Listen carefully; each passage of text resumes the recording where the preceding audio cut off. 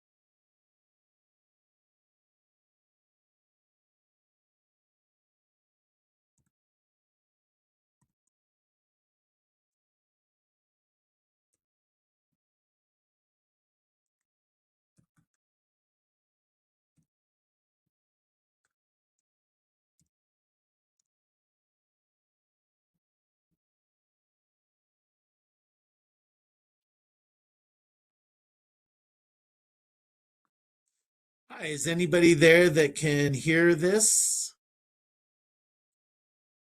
I think when Jack and I met. Sorry, we were on mute one more time. Hi, this is Tori, just seeing if you can hear me. We can hear you, Tori. We just have not quite started yet. We're waiting for a quorum. Perfect, thank you. Thank you.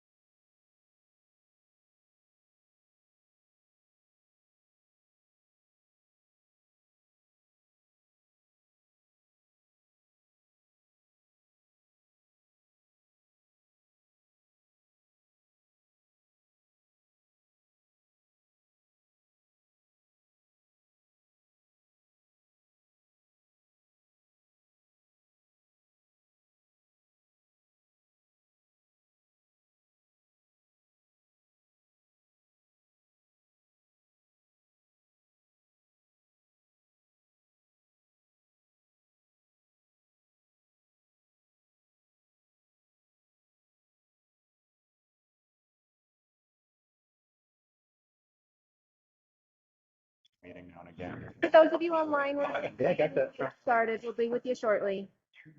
That's right.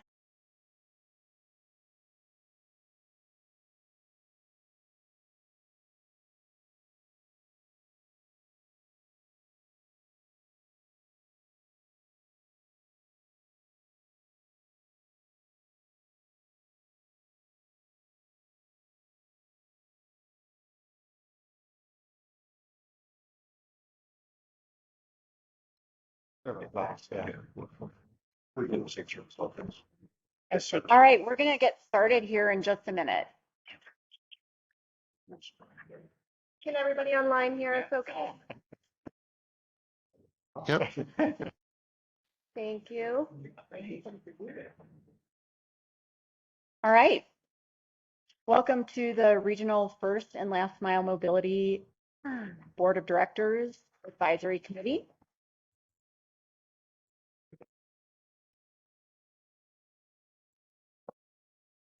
Today's meeting will focus on some specific funding options, how using the case study of basalt as a blueprint for planning could benefit other jurisdictions, and FYI, we are continuing to study basalt as well, and we did another little case study item for this particular meeting, and recommended next steps.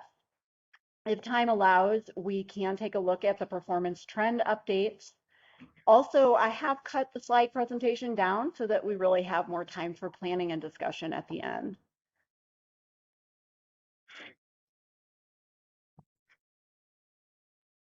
Briefly, some key priority topics were identified at the last FLMM meeting that guided the content for today's meeting. We talked last time about exploring some short, mid, and long-term funding solutions. RAPTA staff were to conduct research and examine currently available data to understand the correlation of microtransit ridership to the trunk line. And RAPTA was to examine some efficiencies within service operations and gain greater understanding of tax levy.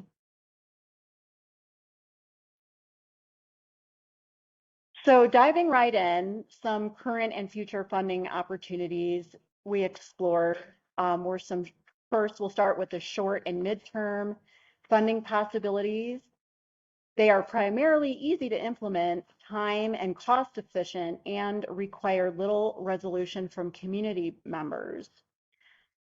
For this FLM meeting, I spoke to Carbondale and Basalt and Glenwood staff just to find out some short and midterm solutions that they were considering. And these were some of the ideas they had, such as creating an equitable fee structure, paid advertisements, and that is an option that the jurisdictions could work with the downtowner on. Exploring surplus funds that are possibly available to jurisdictions, consolidating pickup and drop off locations, offering microtransit passes, and of course grants, which were also looked at the last meeting. So I'm not going to go through all of these grants because these were opportunities we explored at the last meeting. But at this time, we would likely focus on state grants anyway, as opposed to federal funding. And one of those state sources that we followed up with was the Clean Transit Enterprise. So just to familiarize yourselves with that one, it's Senate Bill 24230. Fees will be used to expand transit service, frequency, ridership, and fund passenger rail projects, fund wildlife and land remediation services. It increases state, local, and statutory public entity revenue and expenditures on an ongoing basis beginning this year. The Clean Transit Enterprise is one of the 3 enterprises created by the state of Colorado to fund transportation under Senate Bill 21260. 24230 is the Clean Transit Enterprise. The 3 enterprises are the Community Access Enterprise that supports statewide use of electric transportation options and infrastructure. There's then the Clean Fleet Enterprise, focusing on clean fuels and electrification of fleets and its infrastructure. And then there is the Clean Transit Enterprise, supporting clean fuels and infrastructure for transit. This year, the Clean Transit Enterprise will have access to about $52 million. And starting next year, that number will double, and the state will have approximately $110 million available that is generated through this fee. At this time, the Local Transit Operations Cash Fund, which is where 70% of that 52 million or 110 would be allocated to, is only available to communities or regions in Colorado with a population of 1 million or more. However, RAFTA staff is aware of the possibility of this changing. There is people right now lobbying to change that. For the time being, all communities in Colorado, regardless of population, can access the local transit grant program cash fund. So that's the 10% allocation of those funds.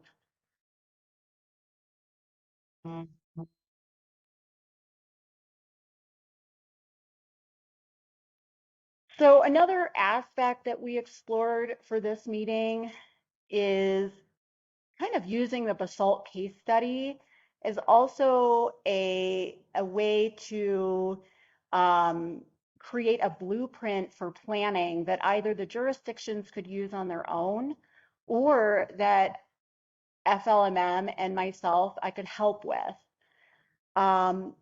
One of the things that is going on with this particular case study is that Craig Dubin, our chief of staff, is working closely with the downtowner to look at how to get the most accurate and most granular data possible, which we are able to do. So in creating that blueprint, the steps that we took were that we started by analyzing basalt's geography and demographics to determine size and population relative to transportation needs. Next, we looked at basalt's bike share costs relative to Destination 2040, and therefore prioritized within FLMM and the RAFTA budget. Basalt's microtransit costs were estimated with a 5% increase per year through 2029 and tracked using options B, C, and E in the chart. And if you recall, that chart showed the different options of what basalt costs would be under the different options that we've already explored through these meetings. Additional raw and non-aggregated, semi-aggregated booking data, unique user IDs, and historical data sets are being analyzed, and this is the work that Craig is doing with the downtowner. So they're being analyzed for accuracy and supplementary information. Finally, something that I worked with Mitch Osher on, he and I did people counts at a strategic location, the Exxon in Basalt. And we did that to analyze, we're just looking at analyzing and then standardizing the geofencing. And so what we found before we went out was that the geofencing that the downtowner is using currently is a 100 to 200 foot measurement from the drop-off point. And what we realized is that from the Exxon in Basalt to the BRT Up Valley station is actually 351 feet. And so we wanted to see if somehow those counts, that data that they're getting from that geofencing might be off. And so what we found was that in the morning, we went on a Saturday. I did a morning session, Mitch did afternoon sessions. And what we found in our observations was that in the morning, I only found one person. I expected it to be much higher, about a one-person discrepancy on a weekend day, weekend day. What Mitch found was in the afternoon, there could be anywhere between 2 and 3 people that would be using the Up Valley station, but getting dropped off at the Exxon, which is on the Down Valley side. And so what we realized is that when you looked at that number in and of itself, it's not very much, but if that was a per day difference, that's a pretty big difference. So we're also going to do the same location again, either 1 or 2 more times during peak season at times, just to see if we find that difference. And that's just a way that we're hoping to really standardize the geofencing and figure out those discrepancies between the data that we're already getting versus the data that might be out there just simply through observation. So these 2 maps were provided to me by Recycle and the Downtowner. This is just another avenue that we're exploring, is that correlation between Recycle checkouts and Basalt Connect pickups using heat maps as a visual. This is also data that will be, again, it's available already to the jurisdictions in those ridership summaries. And also, this is data that Craig is working on to really pinpoint and make sure that we have the most accurate data. But just looking at these 2 maps side to side, you can see that some of the more popular and again, this is in July of 2024, but the more popular pickup checkouts for WeCycle may correlate with some of those more popular pickups with the Downtowner. And so also looking at those drop-offs as well, the check-ins and the drop-offs, we don't have those 2 maps available, but you can just kind of see that there is some correlation there, and this just gives kind of a nice visual to look at.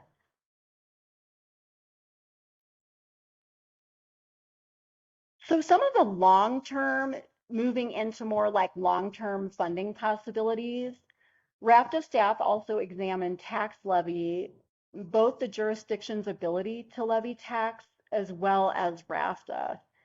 This is clearly a long-term funding option, so this wouldn't be something that would happen quickly. And I think, with my limited knowledge, I think all of you know that this is something that would, take a lot of thought and consideration to go down this avenue for either the jurisdiction or RAFTA. In speaking with the various financial directors and managers in jurisdictions, we found that jurisdictions had not set a cap on sales and use tax in general, but were aware of tax increases for their communities. As for House Bill 23-1101, transportation tax is capped at 2%, and that's up from the 1% prior to 2023. RAFTA also looked at internal operational and service efficiencies that would potentially contribute to cost savings that could be used toward FLMM services, but found that at this time, further research is necessary.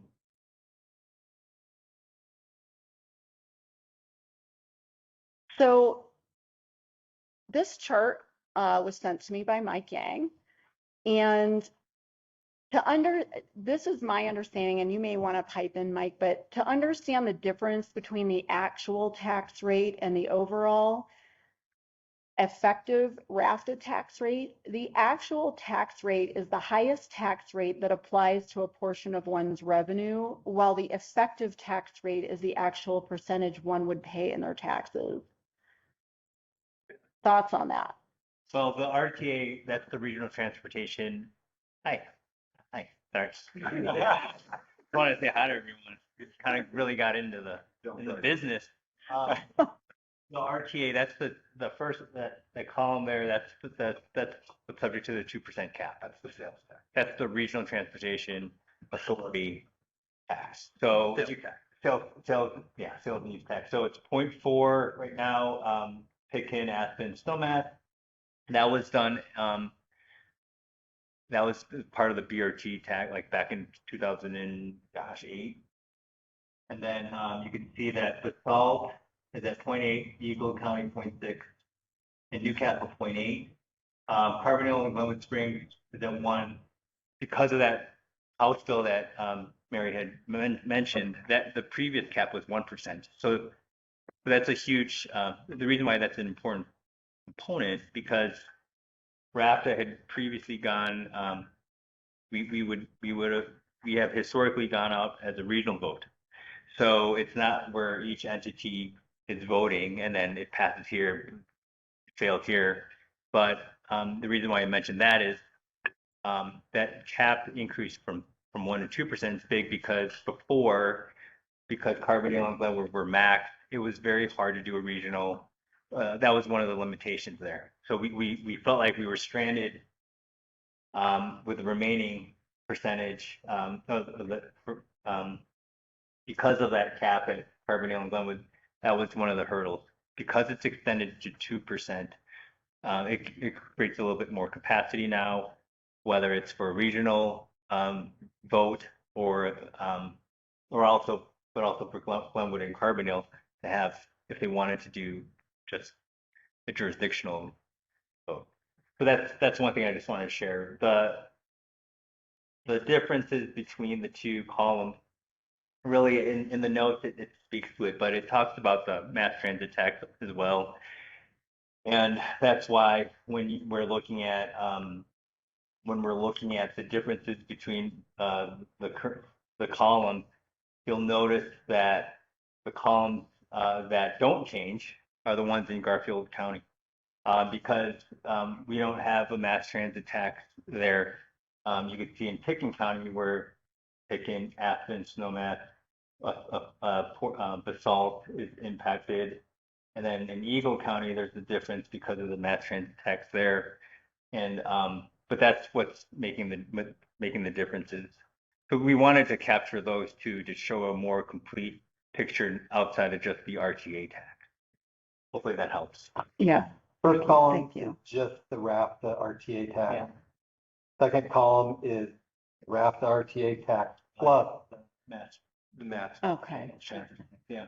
But you may get to this on the next slide, but just from RAFTA's authority, we have the ability to leverage sales tax up to 2%. Right. We have the ability to assess property tax, which we're doing. We also have the ability to do a lodging tax, and we have the ability to implement special improvement districts. And that property tax cap is 5 mils. 5 mils. Currently we're at 2.65 mils.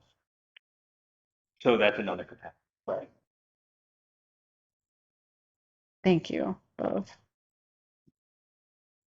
So this is actually my next slide. It's just another visual of showing what was just discussed. Essentially, this is just another way of looking at the taxing boundaries. And I guess one other note for anybody that might not be on this slide. Whoops.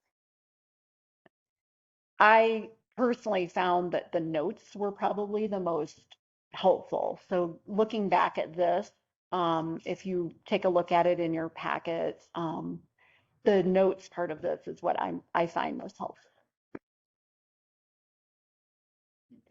Yeah, it explains a bit more.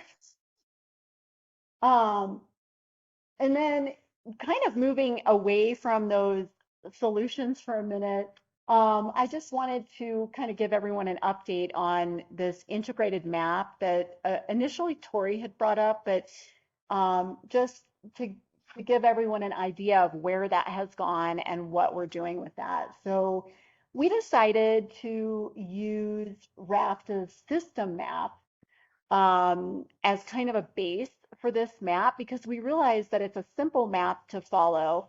And when you scroll in, the granular data it gives, which is the bottom picture. The top picture is kind of that big overview data of our service area. The bottom picture is the granular data that the same map gives. It's really simple to follow. So what we're doing is we're taking this systems map, we're going to overlay it with the downtowner service area map, which was on a previous slide that we just saw. So it's just those kind of shaded areas. And then we're going to also overlay it with WeCycle docking stations and then rafta trails. So we're going to start simple and build off of the things that we already have. And we can always, make it bigger, make it available to people, to the public on our website. But for the time being, it will be this map and it'll be for internal and jurisdictional use.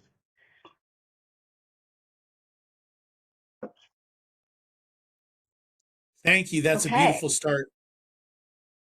Yeah. Thanks for suggesting that. So the staff recommended actions, I've divided them into short-term and mid-term actions on the left, and then long-term actions on the right. It would be basing this off of some of our previous meetings, the FLMM reserve grant to continue, priorities being bike share, microtransit, planning, and infrastructure in that order. And again, planning is something that we haven't approved yet, but that if it is approved, it would be kind of in that order. RAFTA staff to work with jurisdictions on systems planning. So that piece of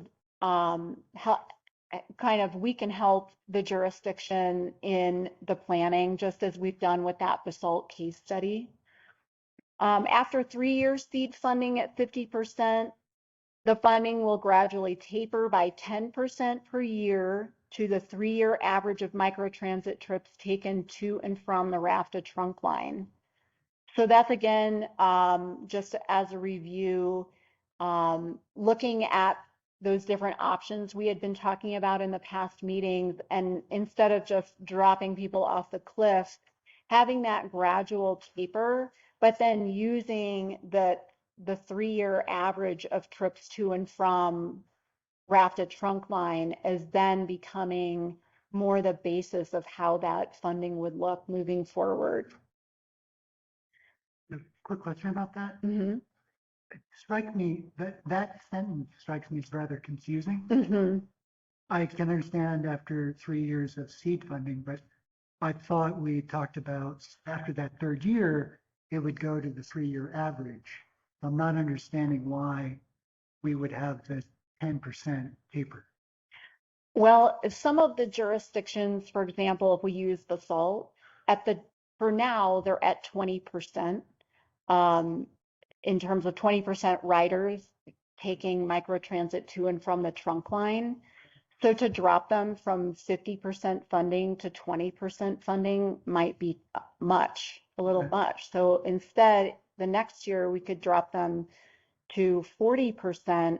And at the same time, they're trying potentially to get ridership up to and from the to and from the RAFTA trunk line.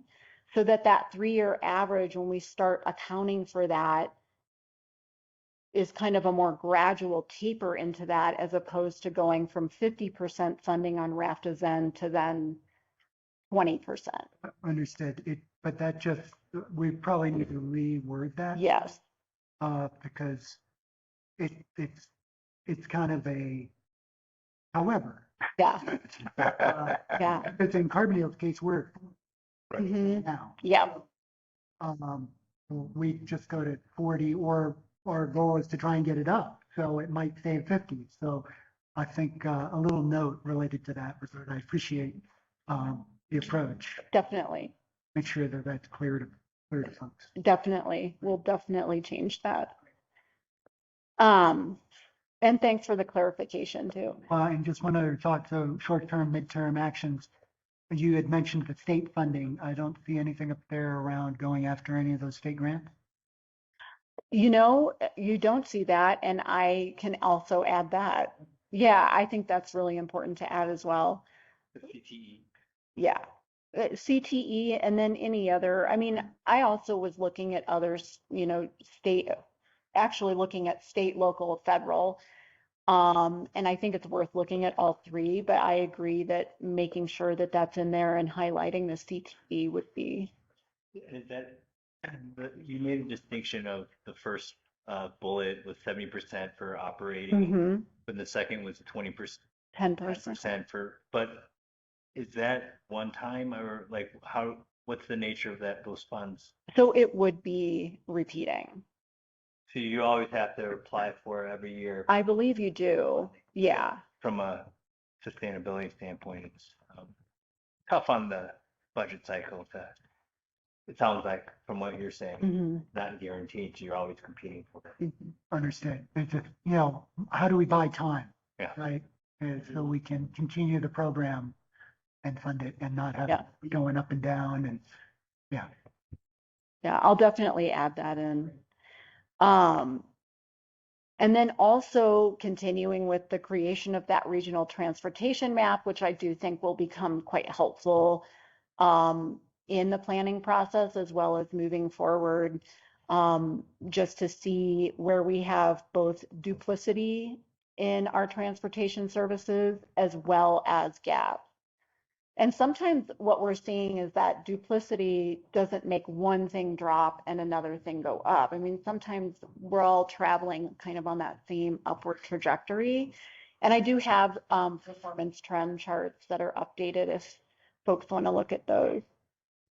And then RAFTA staff will continue identifying any operational and service efficiencies for cost savings that could possibly be applied to FLMM funding. I think you can speak to that, this Kurt. Right now, looking at just our existing service level, there's not a lot of efficiencies that we can find with how we currently deliver service. But our hope is with a deeper dive and just sort of new philosophical look at how we deliver services, that we could find savings and improve the quality of service for our transit passengers as well. The bigger effort, it's something that we're hoping that we could undertake maybe in 2026. We're looking at wanting to do a transit development plan for the region. And we have ideas that could possibly result in savings that could then operational savings that could be applied to other operational aspects of our system like FLMM. So right now, under our current constraints, there's probably not a lot we can find, but there's an opportunity with a deeper dive looking at the whole system. Thanks. And one other thing that I'm realizing is not on this short-term list as well is those short-term ideas that would require little to no resolution from community members. So things like working with the downtowner to get advertisement on the exterior, interior of the buses, and that might include major employers contributing to those advertisements in the area that would help fund short-term funding for microtransit. And then also consolidating drop-off or pickup points, that could be another way, or even sharing the microtransit buses regionally between jurisdictions. So these are all things that could be worked on, at least to like provide, again, what Colin was saying, some of these short-term solutions that help either buy time or even potentially increase community buy-in on some of these things. For long-term actions,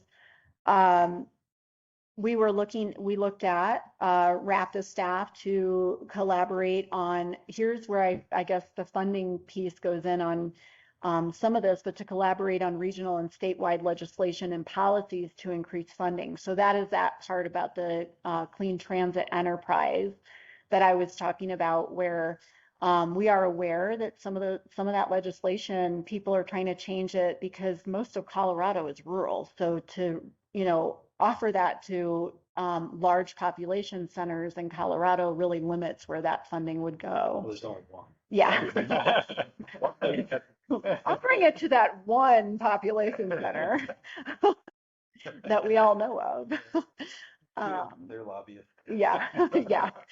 So, and we are working with CASTA. I mean, that's who I got this information from, was Ann over at CASTA.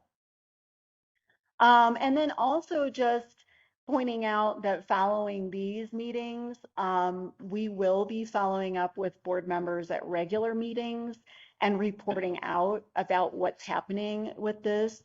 And of course, reconvening in the future as appropriate for these meetings at your request. We can definitely do that. So I'm going to leave this slide up and make sure I note the things that were pointed out that need to be added to it. But it seems like we might have a minute to look at performance trends if people are interested.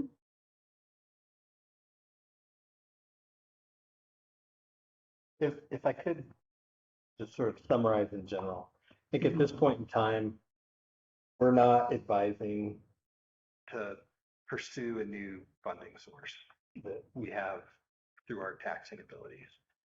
Our hope is that we can find, whether it be other cost efficiencies within RAFTA or new grant opportunities that we can identify, and then working with the jurisdictions with the proposal to sort of wean the amount of RAFTA funding that's being provided to them over time, to essentially buy us time to try to find that more sustainable funding solution, whether it comes from internal savings or external.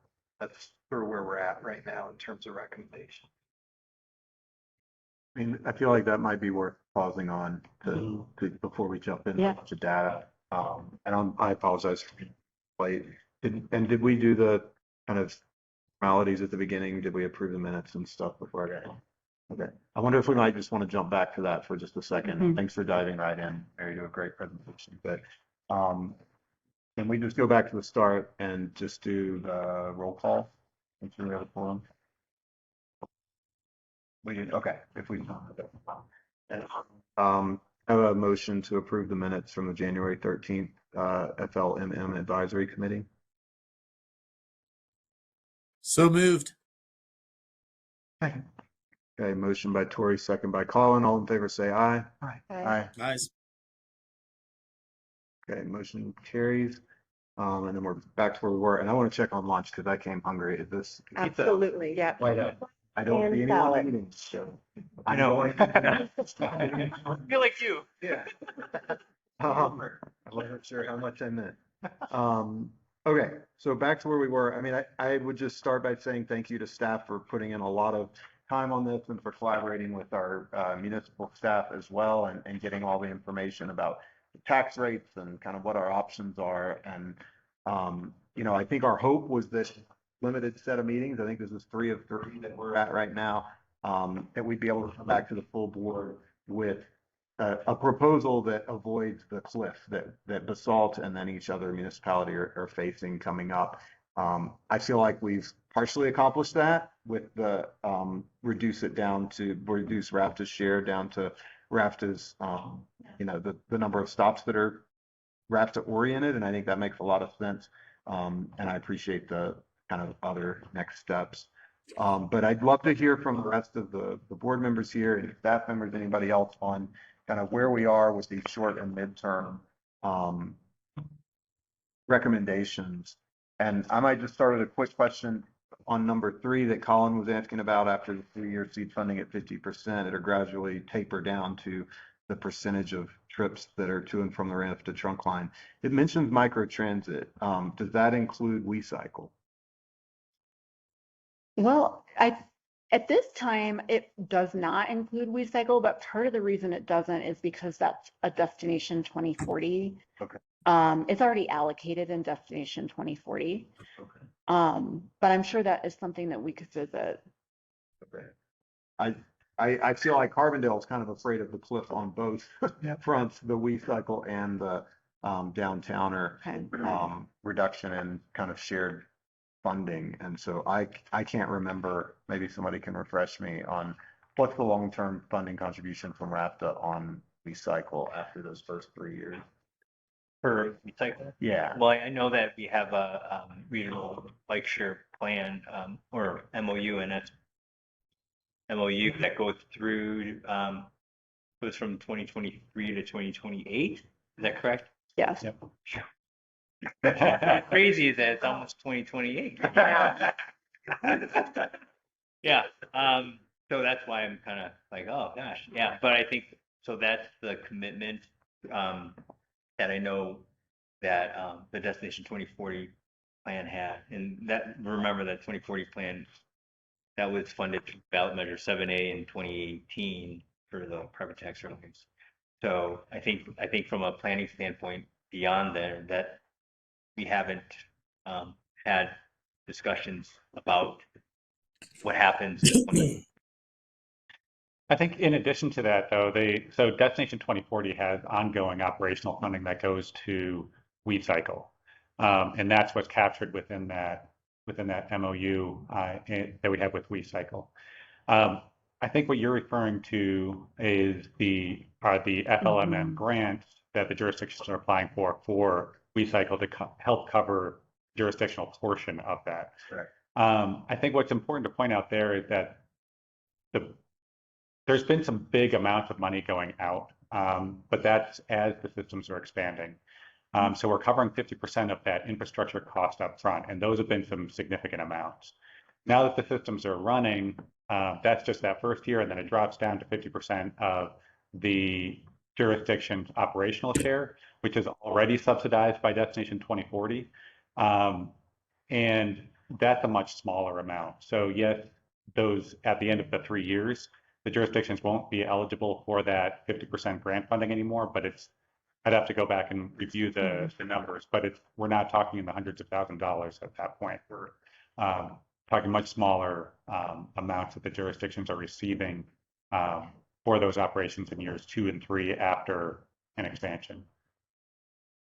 Okay, I would like to consider that we use the same concept that RAFTA is helping pay for the ridership, whether it's on a van or on a bike, that's getting people to and from the trunk line. Numbers would look like, but I think the same kind of percentages I think we were seeing, we've done this analysis, that like in Carbondale, it's about half the trips, I think, only cycle in on downtown from the park and ride. And that's kind of been our goal throughout this process, is to help us keep the service running by RAFTA continuing to all pay for that part. I think something I'd like to throw out there, I think we can certainly do that. Something to consider though is that right now, until we're able to find a more long-term funding source for the first last mile reserve, is if we start pulling more from it for bike share, that fund is going to go dry quicker. So we've got it out to about 2029 right now, because our goal was to continue the fund being solvent through at least 2028 while we had the MOU and SOA in place. Without running those numbers, I can't say for sure that we would be able to sustain it past 2028.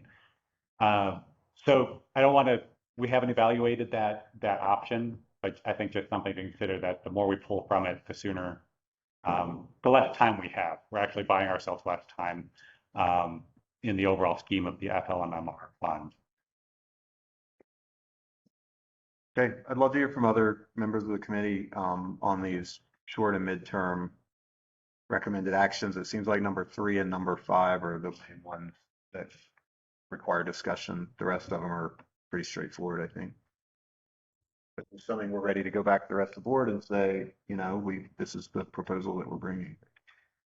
Can I ask a quick question of David and Mary?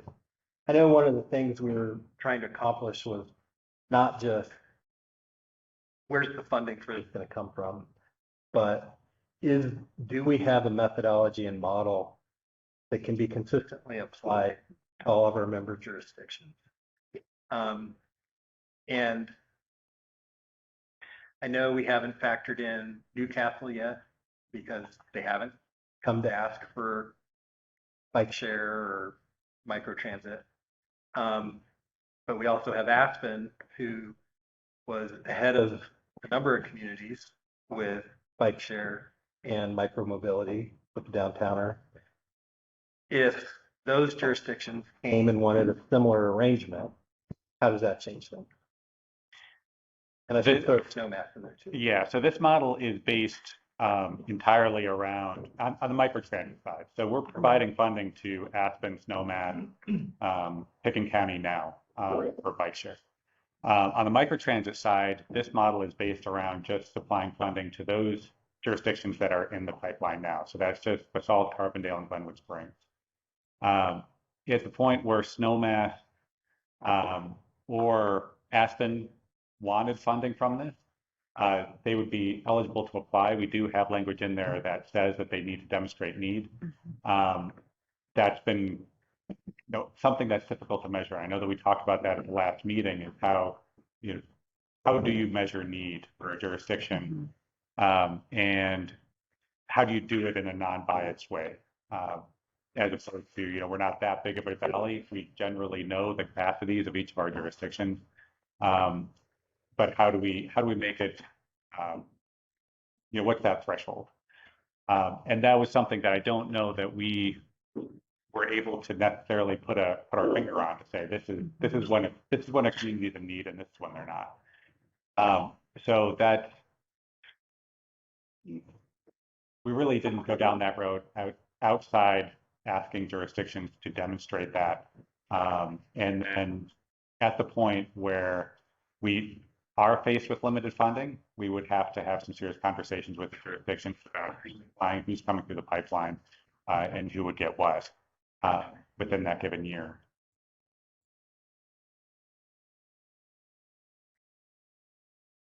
So I'm going to jump in real quick because we're just about, I think we were talking about it'll likely come online April. What we're thinking is our micro transit. Right now we don't have anything with that bike share. We don't have anything. So, knowing what Carbondale has already kind of learned and Basalt has already kind of learned, we're going to institute just like a nominal fee for the micro transit, just to get data that starts to, feel consistent. People are going to use something free more frivolously than something even they pay a small fee for. So I look at like these options that we have right now, knowing that we're going to get a lot more pertinent information coming up in the next year. So I think this is a good place to start. I would say that depending on the level of the funds, we could potentially have to revisit it, but I feel pretty confident that with knowing that it's a limited pool of money, and then we start to like define our plan based around that, I think that we will get a pretty good idea if the program is sustainable at that point.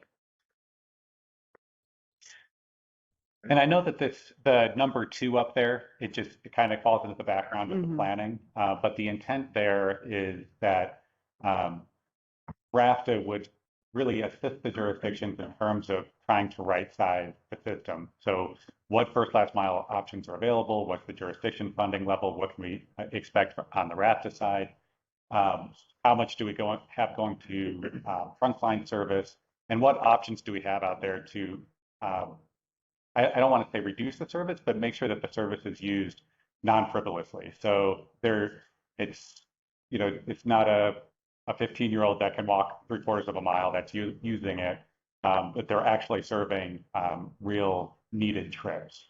And so that expense that's coming from both the jurisdiction and the RAFTA side is best directed toward those high value trips, if you will, as well as the advertising, like Mary mentioned. So I think there's a few different ways of getting at this, and I don't think that there's a one size fits all solution. So after our conversations, we landed on, well, we really need to sit down with each of the jurisdictions to figure out what works within that jurisdiction. And then if there is, I know we talked about this at the last meeting too, if there is a need for an outside consultant making this fund available. I know that we did just discuss about the fund running dry.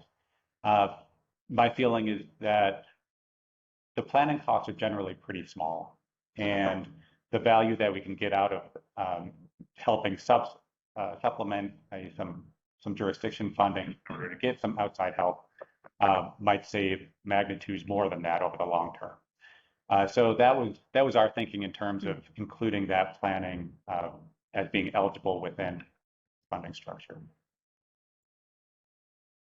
That sounds great, and I agree. I think that'd be really helpful for our jurisdictions, because I think so far it's been very much like each jurisdiction says, we think we want to move forward with Leaf Cycle or with Downtowner, and then we work with those vendors to get that going. Mhm.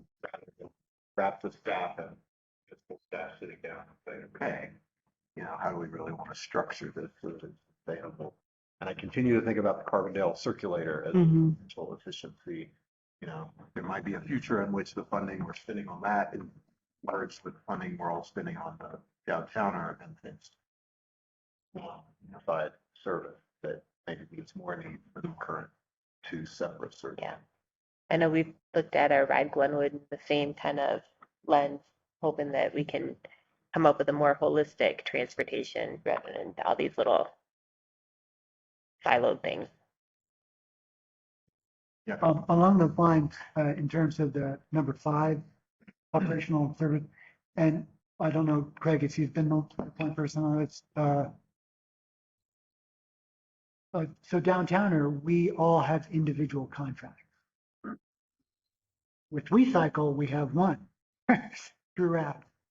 And I don't know if there's procurement issues related to some of that, but it just seems to me that there's an efficiency in just going there.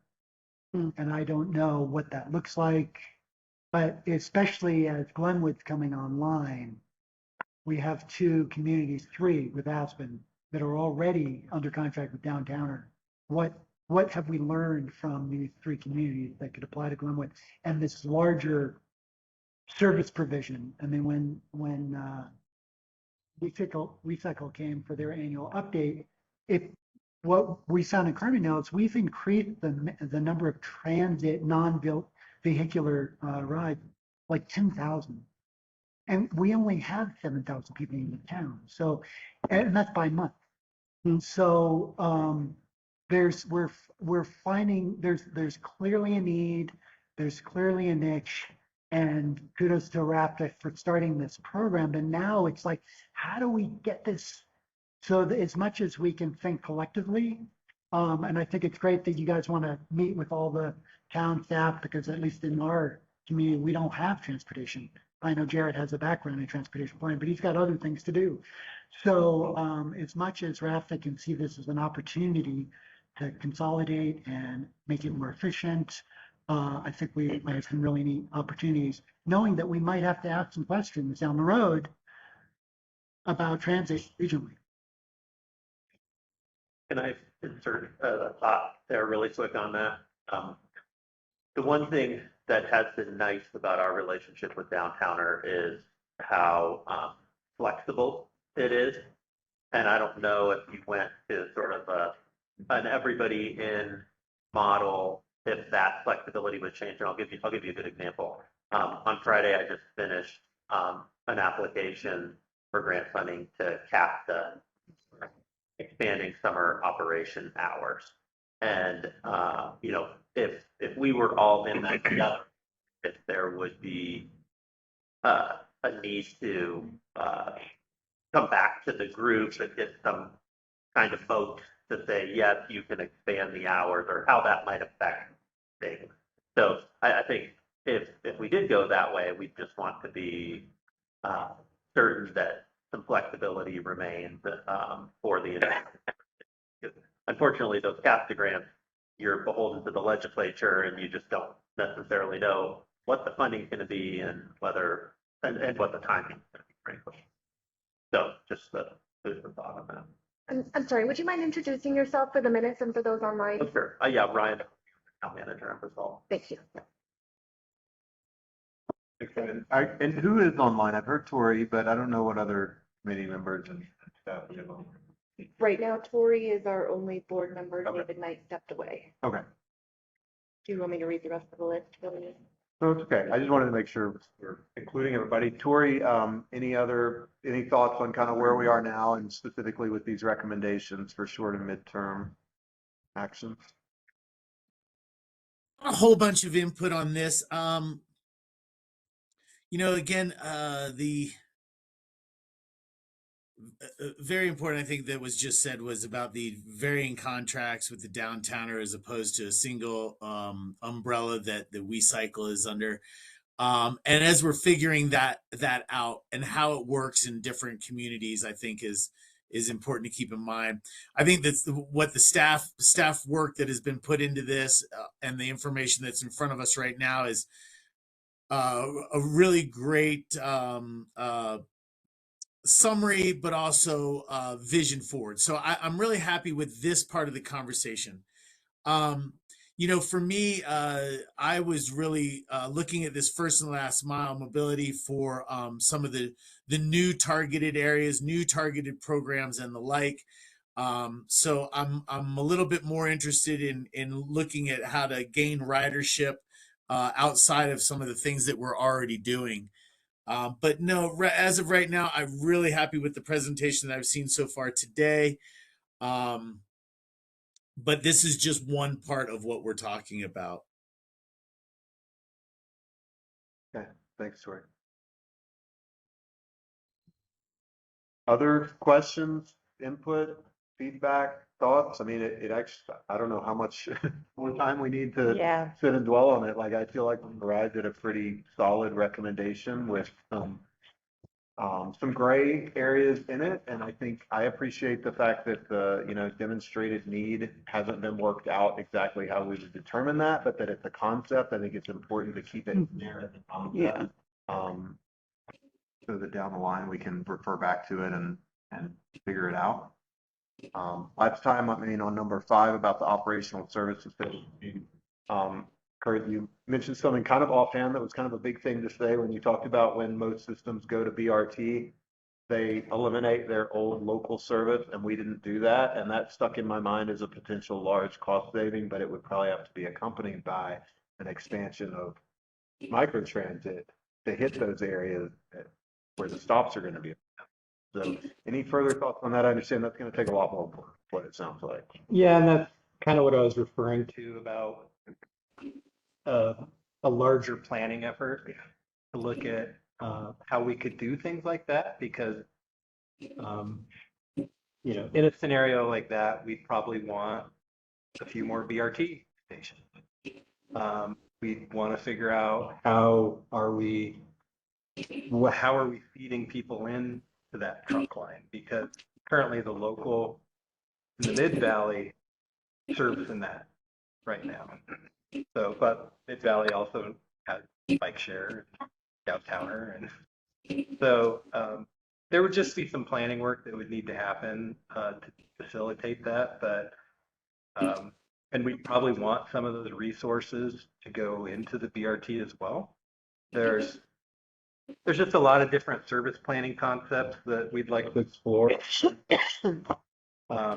Maybe creating some short runs where maybe we create higher frequencies from the Mid Valley tap. So when that bus coming from Glenwood gets to the Mid Valley, it's not already full. And so there's just a number of things that we'd like to take a deeper dive on in terms of how we deliver the service that we feel could probably identify cost savings, but also provide a better level of service to customers.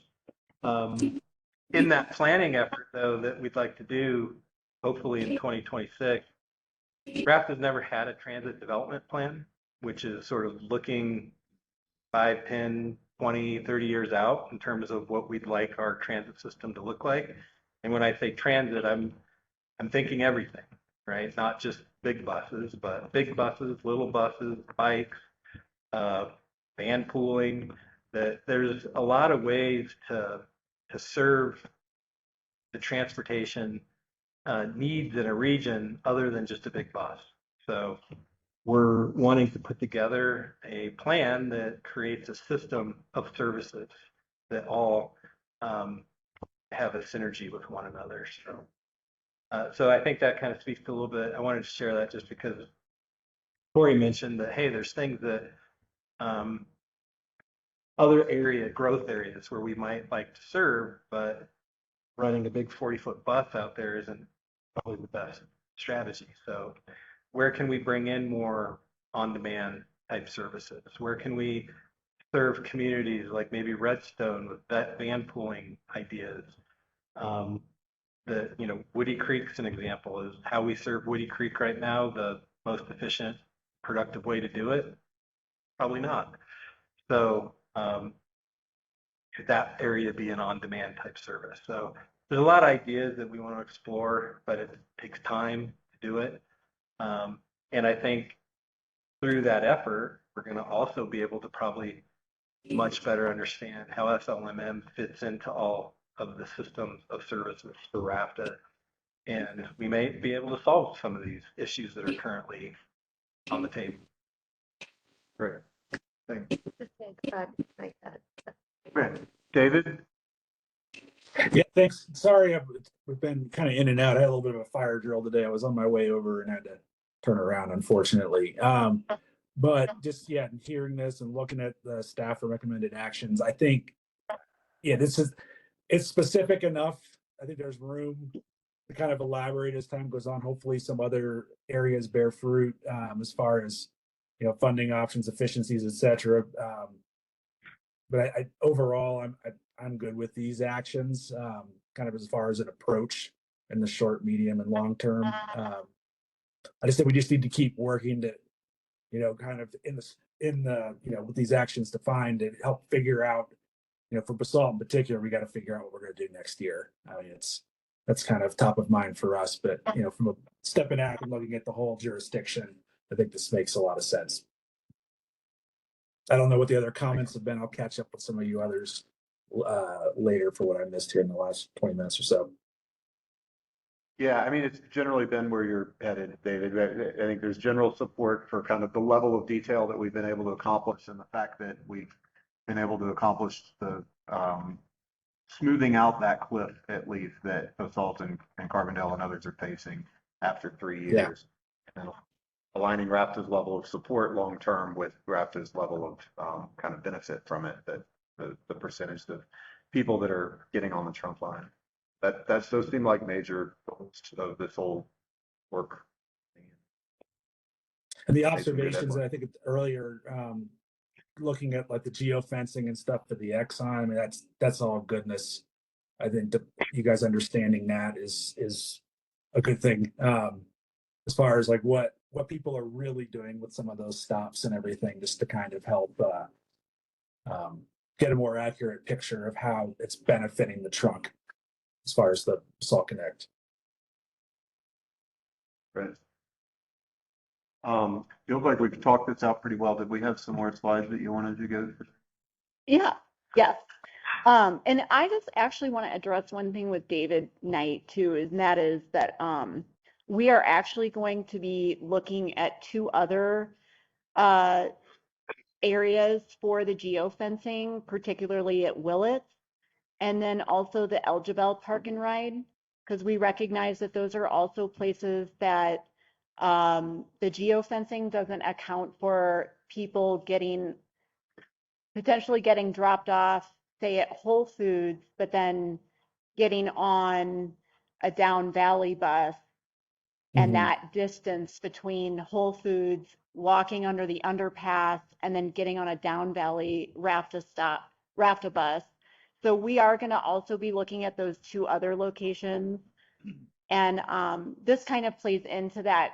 I just wanted to emphasize the planning part of this because part of something I'm really enjoying in this role is connecting with the jurisdictions. And I've had many conversations with a variety of people here and those who aren't here. And I think that I'm really excited to help in the planning process with the jurisdiction. So definitely looking awesome. forward to that.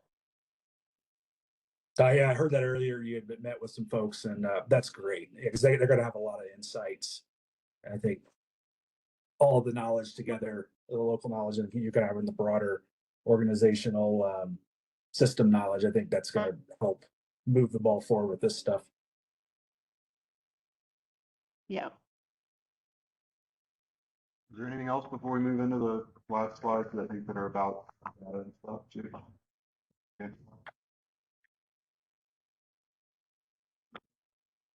So just a couple, these are the performance trend slides that we've kind of looked at over the course of some of these meetings. And so we're starting with the Carbondale comparison.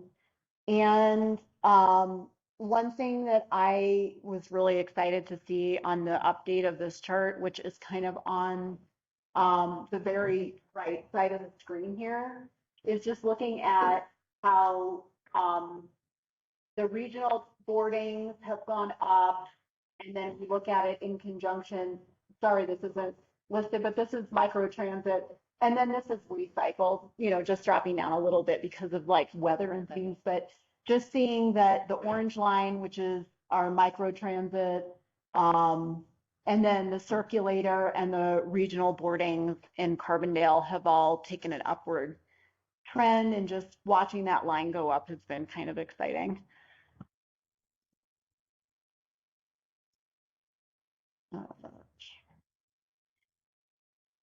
This is the Basalt Mid-Valley comparison. You'll notice that on the red dotted line here, we're just missing information here.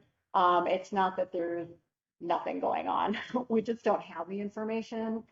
But again, looking at, you know, microtransit has taken a gradual increase in addition to bike share, in addition to transit boarding. So again, just seeing that correlation that just because one thing is added into our transportation system, it doesn't necessarily mean that other pieces of the transportation system aren't getting used.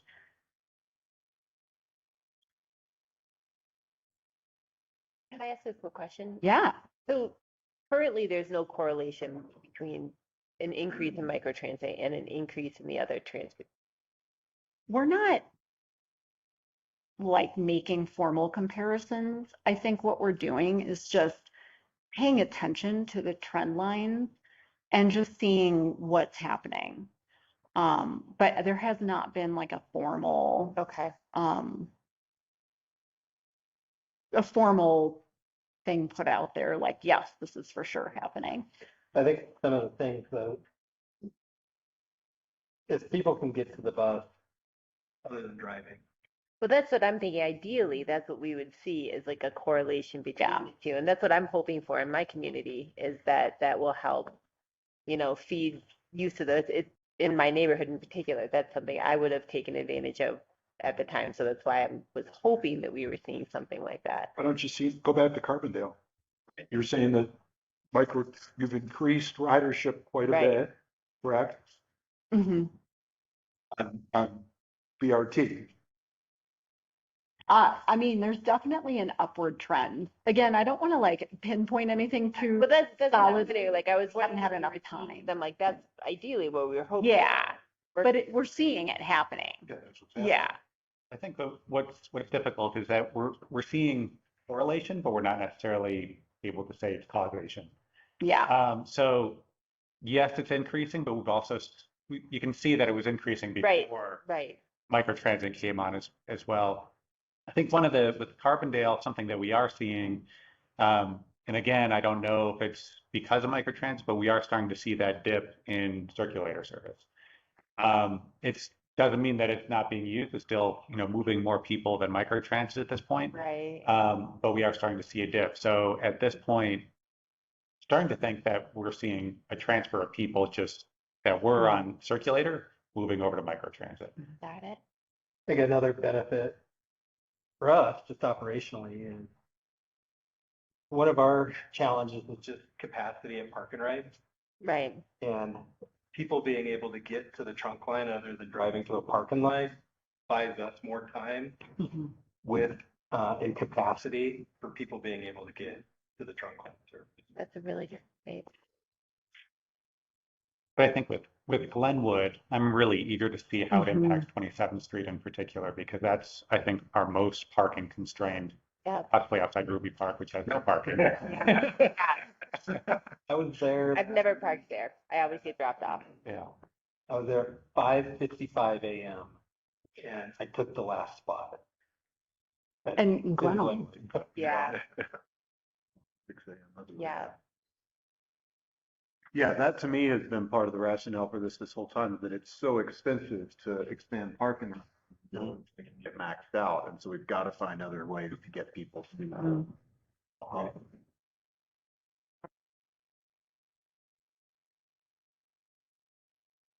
And then we also do have some Aspen comparisons, and I like looking at Aspen for the primary reason that you can see kind of the ups and downs over a little bit longer span of time. And then you can also see that things do eventually flatten out. Like we'll eventually see that same thing happening in Carbondale, Basalt, Glenwood eventually.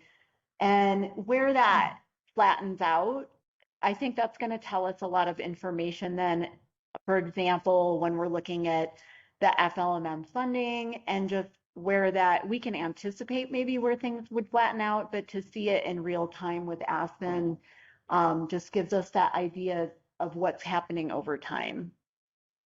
Mary, I think there's an issue with this chart, and that it goes out to November 25. Oh, sorry about, oh no, you know what? This is updated. It's only showing November, but it is updated through January. I can change it. November 2025. Magic. Yeah. Crystal ball. I think this is clear. Yeah. For prophetic vision. Oh, that's Yeah. it. I will take a look at that though, for sure. I've changed that. Okay. Was there anything else on these, or? That's it. Yeah. Well, I feel like we're kind of there. Do we need to take a vote or anything? I mean, I feel like if this rights for the whole RAFTA board as a recommendation from staff and. Yeah. So we currently have this on our agenda for the March meeting. So I think if we're all in agreement, we'll plan on presenting this, and obviously board members, please feel free to speak up and share your perspectives on it. Do we need to take an aye nay vote or just kind I have a more practical question. Is so like from a grant application perspective, I think that's where I'm thinking for number 3 on the left. Like where are we going to document that for the FLMM program? So we have guidelines for each year. So after this, starting in March, we'll do an update of Mary will do an update of the guidelines for the upcoming notice of funding opportunity, which I believe will open in May for 2026. I think that'll address, that's the change, right? For the gradual paper ratcheting down. Yeah, I think the grant guideline, we would address the planning piece as part of The priority. yeah, so the planning piece would be included in the grant guidelines, as well as what you were just alluding to, number 3.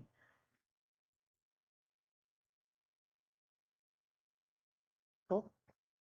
Does anybody object then to that being a recommendation from this committee? It doesn't sound like we need to take a formal vote, but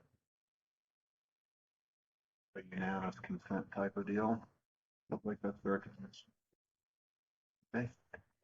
Anything else for the good of the group today? I think we've worked through our agenda, and this is our last meeting. We actually accomplished the goal of a task force rather than a standing committee. We met 3 times and we're going to disband, right? But it sounds like we might be reconvened, I don't know, once a year or something like that when we want to do a deep dive. I think it's been a good structure because it always felt like we didn't have enough time at a full RAFTA board meeting to get into the weeds on this, and we needed to. So I appreciate it. I know it's taken a lot of staff time away from other things, but I think it's been worth it for this initial punch at least. I do have one question. So our March meeting we have a light agenda. This is the only presentation that we have For the full board. for the full board meeting. We have a supplemental, but that's probably 5 to 10 minutes, at most 15. About 15. So we were, right now, planning on this being a remote board meeting. Are we okay with this presentation and discussion happening in a remote fashion, or would this group prefer for it to be in person?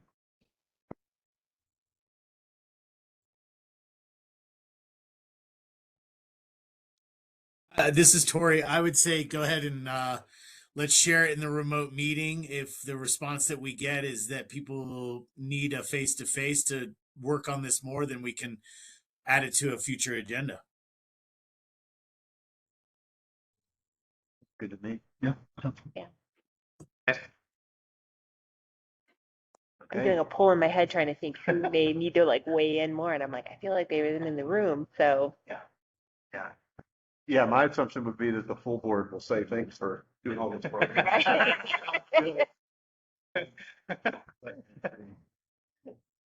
Okay, anything else for today then? All right, hearing none, I think meetings. Awesome. Thanks, everybody. Yeah, thank you guys for everything. Ben, thank you for leading this up. And Colin, your work as well, and everybody else that's involved. Thank you guys so much. All right, thanks, Tori, and thanks, David, for being there online. Yeah, thanks everyone. Thanks, Appreciate all the everyone. work. Thank you. All right.